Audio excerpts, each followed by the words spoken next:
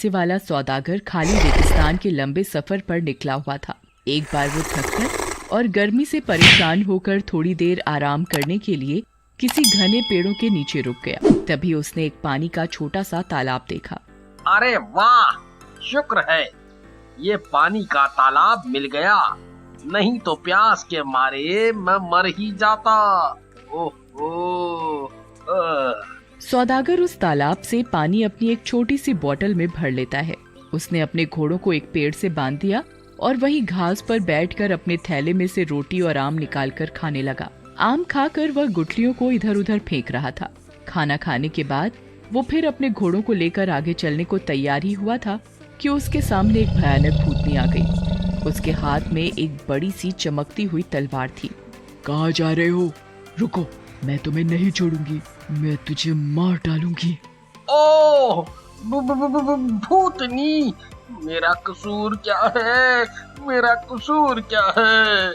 भूतनी की आंखों से गुस्सा बरस रहा था। तुमने मेरे बेटे का खून किया है।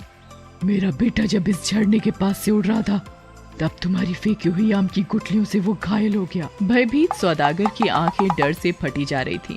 उसने गिड़गिड़ाकर भूतनी से माफी मांगी, पर भूतनी किसी भी तरह उसे छोड़ने को तैयार नहीं हुई। अच्छा, कम से कम मुझे 1 साल का समय तो दे दो, ताकि मैं अपने सारे बचे खुचे अधूरे काम काज पूरे कर लूं। मैं वादा करता हूँ, जिस दिन ये 1 साल का समय पूरा होगा उसी दिन मैं ठीक इसी जगह तुमसे मिलूंगा, और फिर अगर इच्छा हो तो आप मुझे मार भी सकती हैं। अच्छा ठीक है, मैं तुझे 1 साल का समय देती हूँ। जा, अपना अधूरा काम पूरा करके आ, लेकिन याद रखियो, मुझसे भागने की कोशिश मत करना। अगर तू अपने वादे पर यहाँ नहीं आया तो तू जहाँ भी होगा मैं तुझे ढूंढ निकालूंगी। इतना कहकर भूतनी गायब हो गई और सौदागर जल्दी से अपने घोड़े पर सवार होकर आगे बढ़ा। सफर पूरा करके जब वो घर पहुंचा तो उसके डरे हुए चेहरे और थके थके शरीर को देखकर उसकी बीवी और बच्चों को हैरानी हुई। सौदागर ने जब उन्हें भूतनी वाली बात बताई तो उन्हें बहुत बुरा लगा। सौदागर जानता था कि भूतनी से बचने का अब कोई रास्ता नहीं है, इसलिए वो अपने काम निपटाने में लग गया। और जिस दिन 1 साल का समय खत्म होने को आया, वो बहुत दुखी मन से अपनी बीवी और बच्चों से विदा हुआ। सुनो, अब मैं चलता हूँ, 1 साल का समय पूरा हो चुका है। सभी बहुत दुखी होते हैं, सब उसे रोकना चाह रहे होते हैं पर रोक नहीं पाते। जब वो रेगिस्तान में उस पानी के तालाब के पास पहुंचा, उसी वक्त वहां एक बूढ़ा आदमी पहुंचा, जिसके पीछे पीछे एक कबूतरी चल रही थी। तुम यहाँ क्या कर रहे हो? सौदागर ने उसे सारी बात बताई। वो दोनों बात कर ही रहे थे कि एक और बूढ़ा 2 लोमड़ियों के साथ वहां आया और उसको भी सौदागर ने अपनी कहानी सुनाई।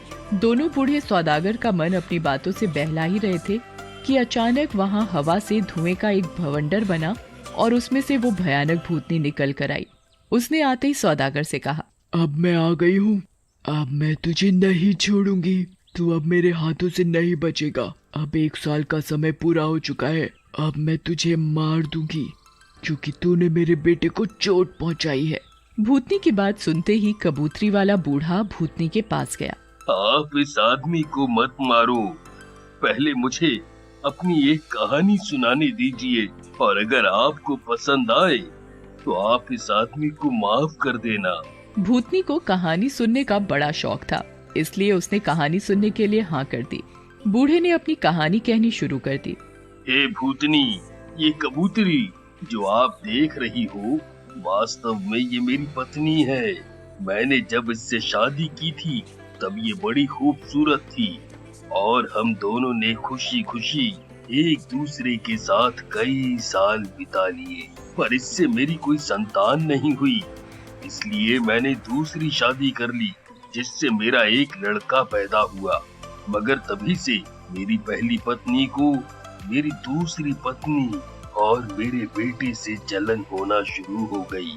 बहुत साल बीत गए, मेरा बेटा भी बड़ा हो गया और मेरी पहली बीवी ने उन दोनों को मारने का फैसला कर लिया।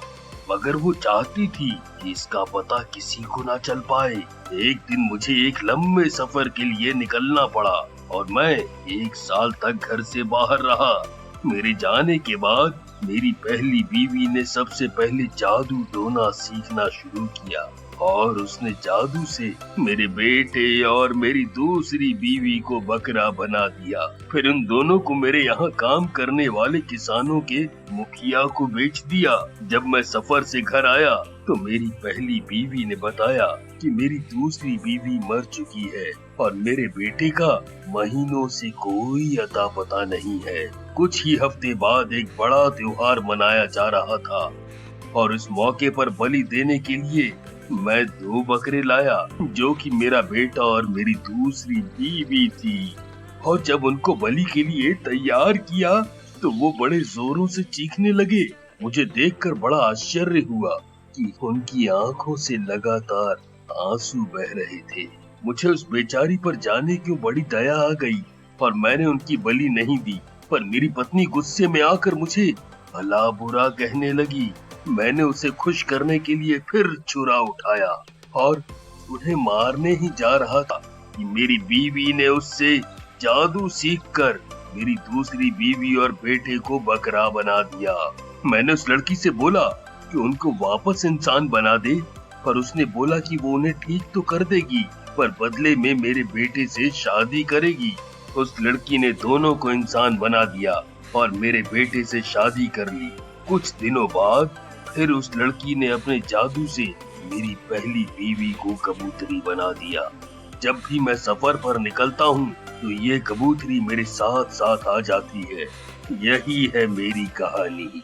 और अगर ये कहानी आपको पसंद आई हो तो क्या मैं इनाम मांग सकता हूँ? भूतनी को उस कबूतरी वाले बूढ़े की कहानी बहुत अच्छी लगी और उसने सौदागर की सजा माफ कर दी। अच्छा ठीक है, मुझे तुम्हारी कहानी बहुत अच्छी लगी।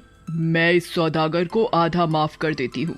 इतना सब कुछ होते ही 2 लोमड़ी वाला बूढ़ा आगे आया और भूतनी से बोला, अगर आप सौदागर की आधी सजा और माफ करने का वचन देती हैं, तो मैं इससे भी अच्छी कहानी सुनाऊंगा।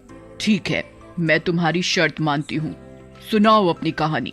अगर मुझे अच्छी लगी तो मैं सौदागर की आधी सजा और माफ कर दूंगी। ये दोनों लोमड़ी वास्तव में मेरे 2 भाई हैं। जब मेरे पिताजी का देहांत हो गया था तो हम तीनों भाइयों के हिस्से में 1,000 मोहरें आईं और हम लोगों ने उससे व्यापार करना शुरू किया। कुछ दिनों के बाद मेरे सबसे बड़े भाई ने व्यापार का अपना हिस्सा बेच दिया और उससे जो पैसा मिला उसे लेकर वो और दौलत कमाने सफर पर निकल पड़ा। मगर 1 साल के बाद ही वो बिल्कुल संपत्तिहीन होकर घर लौटा। मैंने तब तक काफी पैसा कमा लिया था। मैंने उसे फिर दोबारा शुरुआत करने के लिए कुछ पैसे दिए और वो फिर बहुत खुश हो गया। मेरे दूसरे भाई के साथ भी कुछ ऐसी ही हालत हुई। वो भी साल भर सफर पर बाहर रहने के बाद घर लौटा तो बिल्कुल फटे हाल था। मैंने उसकी भी मदद की और वो फिर से खुश हो उठा। थोड़े दिनों बाद उन लोगों ने मुझे सलाह दी कि व्यापार करने के लिए दूर दूर के देशों में चलते हैं। पहले तो मैं मना करता रहा, फिर बाद में मैं भी तैयार हो गया। हम लोगों ने दूर दूर के देशों का सफर किया और खूब पैसा कमाया। बाहर निकले काफी समय हो चुका था, इसलिए अब हम घर लौटना चाहते थे। पर तभी एक अजीब की फटे पुराने कपड़ों में एक बड़ी सुंदर लड़की मेरे पास आई और उसने मुझसे शादी करने की इजाजत मांगी। मैंने बहुत सोचा, पर वो इतनी खूबसूरत और नेक लगी कि मैंने उससे शादी कर ली। पर मेरे दोनों भाई मेरी दौलत और मेरे अच्छे नसीब से बड़ा चलते थे। एक रात जब मैं और मेरी पत्नी गहरी नींद में सोए थे, मेरे भाइयों ने मुझे और मेरी बीवी को उठाकर नदी में फेंक दिया। इस तरह वो दोनों मेरी सारी संपत्ति हड़पना चाहते थे। पर मेरी अच्छी किस्मत देखिए कि मेरी बीवी परी निकली, उसने मुझे बचा लिया। मगर वो मेरे भाइयों से इतना नाराज हुई कि उन्हें जान से मार देना चाहती थी। मैंने बड़ी मिन्नतें की कि वो उन्हें जान से न मारे और वो राजी हो गई। मगर उसने अपने जादू से मेरे दोनों भाइयों को लोमड़ी बना दिया और मुझसे कहा कि ये 10 साल तक इसी तरह लोमड़ी बने रहेंगे। जिस दिन 10 साल पूरे होंगे उस दिन मैं उन्हें फिर से इंसान बना दूंगी। और वो अपने मिलने का पता बताकर गायब हो गई। आज अब 10 साल पूरे हो रहे हैं। मैं अपने भाइयों को फिर से इंसानी रूप में लाना चाहता हूँ, इसलिए उस परी को ढूंढता फिर रहा हूँ। हे भूतनी, यही है मेरी कहानी। और अगर आपको ये पसंद आई हो तो मैं निवेदन करता हूँ कि सौदागर की आधी सजा और माफ कर दो। अरे वाह, मुझे तुम्हारा भी किस्सा बहुत पसंद आया। लो, मैंने तुम्हारे कहने पर इस सौदागर की बाकी बची सजा और माफ कर दी। फिर एक धुएं का बवंडर उड़ा और उसमें वो भूतनी गायब हो गई। खुश होकर सौदागर ने दोनों बूढ़ों को सीने से लगा लिया और उनका बहुत शुक्रिया किया।